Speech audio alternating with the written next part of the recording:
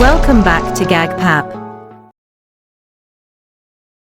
Bye bye ବାଏର ଓଡ଼ିଆ ଅର୍ଥ ହେଲା ନିକଟରେ, ପାଖରେ, ପାଖକୁ, ବାଟ ଦେଇ, ମଧ୍ୟ ଦେଇ, ଅଧୀନସ୍ଥ, ଗୌଣ, ମତାନୁସାରେ, ପାଖକୁ ଲାଗି, ପାଖ ଦେଇ, ଏ ପାଖରୁ ଅନ୍ୟ ପାଖକୁ, ଉପେକ୍ଷା କରି, ଦ୍ୱାରା, ଯଥାଶୀଘ୍ର, ନିର୍ଦ୍ଦିଷ୍ଟ ସମୟ ମଧ୍ୟରେ।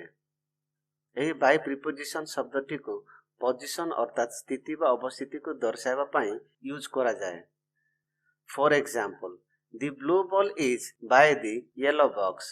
ନୀଳ ବର୍ଣ୍ଣର ପେଣ୍ଡୁ ହଳଦିଆ ବାକ୍ସ ନିକଟରେ ଅଛି।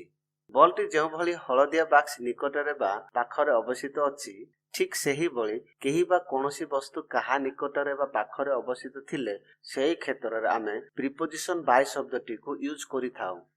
ନେକ୍ସଟ, ଏହି ପ୍ରିପୋଜିସନ ଶବ୍ଦଟିକୁ ଫଙ୍କସନାଲ ଟାଇମ୍ ପ୍ରିପୋଜିସନ ରୂପେ ମଧ୍ୟ ବ୍ୟବହାର କରାଯାଏ। For example, by 5 PM Manu is quite hungry again. ସନ୍ଧ୍ୟା 5ଟା ସମୟ ମଧ୍ୟରେ ମନୁ ପୁଣି ପୂରାପୂରି ଭୋକିଲା ଅଛନ୍ତି। ଏବେ ଏହାର ଆଉ କେତେକ ବ୍ୟବହାର ଗୁଡ଼ିକ ଦେଖିନେବା। ନିୟର ଅର୍ ବିସାଇଡ୍, ସମୀପରେ କିମ୍ବା ପାଖରେ ଅବସ୍ଥିତ ଅଛି ବୋଲି ଦର୍ଶାଇବା।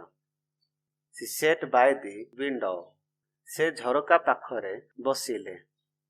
ଦି park is by the lake, ପ୍ରମୋଦ ଉଦ୍ୟାନଟି ହ୍ରଦ ନିକଟରେ ଅଛି। ମିନ୍ସ ଅର୍ ମେଥଡ, ମାଧ୍ୟମ ବା ପଦ୍ଧତି ଦର୍ଶାଇବା। I usually travel by train, ମୁଁ ସାମାନ୍ୟତଃ ଟ୍ରେନ୍ ଦ୍ୱାରା ଯାତ୍ରା କରେ। The report was submitted by email, email ଦ୍ୱାରା ରିପୋର୍ଟ ଦାଖଲ କରାଗଲା। ପାସିଂ ଥ୍ରୋ ଅର୍ ଏଲଙ୍ଗ, ବାଟ ଦେଇ କିମ୍ବା ମଧ୍ୟ ଦେଇ ଚାଲୁ ହେବା। ଦି ଡ୍ରପ୍ ବାଇ ଦି ଓଲ୍ଡ ହାଉସ୍, ଆମେ ପୁରୁଣା ଘର ବାଟ ଦେଇ ଗଲୁ। ଦି ରିଭର୍ସ ଫ୍ଲୋଜ୍ ବାଇ ଦି ଟାଉନ୍, ନଦୀ ସହର ମଧ୍ୟ ଦେଇ ପ୍ରବାହିତ ହୁଏ। ଏଜେଣ୍ଟ ଅର୍ ଡୁଏର, ପ୍ରତିନିଧି କିମ୍ବା କାର୍ଯ୍ୟକର୍ତ୍ତାକୁ ଦର୍ଶାଇବା ପାଇଁ ମଧ୍ୟ ବ୍ୟବହାର କରାଯାଏ। The book was written by Mohan, ପୁସ୍ତକଟି ମୋହନ ଦ୍ୱାରା ଲେଖାଗଲା। The cake was baked by my grandmother, cake ମୋ ଜେଜେମା ଦ୍ୱାରା ସେକାଗଲା। ଟାଇମ୍ ଅର୍ ଡେଡଲାଇନ୍, ସମୟ କିମ୍ବା ଚରମ ସମୟ ସୀମା ଦର୍ଶାଇବା। ସି ସୁଡ୍ ଆରାଇଭ୍ ବାଇ ନୁନ୍, ସେ ଦିନ 12ଟା ସମୟ ନିକଟରେ ପହଞ୍ଚିବା ଉଚିତ। ଦି ଷ୍ଟୋର କ୍ଲୋଜେସ୍ ବାଇ 9 PM, ଗୋଦାମ ରାତି 9ଟା ପାଖରେ ବନ୍ଦ ହୁଏ। Indication of quantity or frequency, ପରିମାଣ କିମ୍ବା ବାରମ୍ବାର ସଂଗଠନର ସଂକେତ ଦେବା।